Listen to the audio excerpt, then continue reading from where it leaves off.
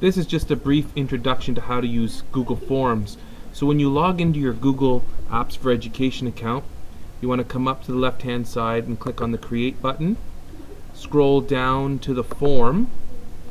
Once your form opens, I would suggest giving it a title, just so that you'll remember, you'll be able to find it easier once it's in your GAF account. First, you have to pick a theme. So I'm just going to pick the default theme,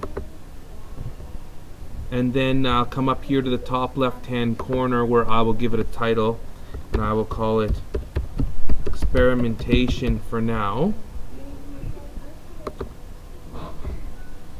As you can see here, you'll have your title, Experimentation, at the top. When you scroll down a little bit, you'll see that there's not much to it yet. At the top there are some form settings, and at the bottom there's something to do with the confirmation page and sending your form. But for now, let's just concentrate on creating questions for your form. So the first thing I want to do is I'm going to create the first question, and I'll just make it a simple one. How old are you? And then here in the help text, that's where you would add some information to assist whoever's reading your form. Give them more information about what the question's about or how to answer your question.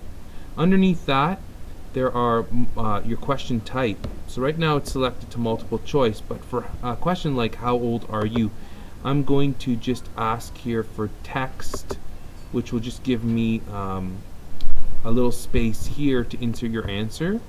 And I would like this to be a required question, so I'm going to select that so that people can't move forward past this question unless they've answered it. When you click done, you'll see that this is what it looks like. And then if you want to add another question, you just click add item, and then your next question is right below, and I would call that maybe what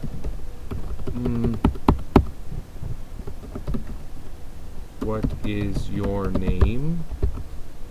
And again, I would make that a text, but just so you can see what a paragraph text looks like, I'll click that and you'll see that you've got bigger space to write in your answer.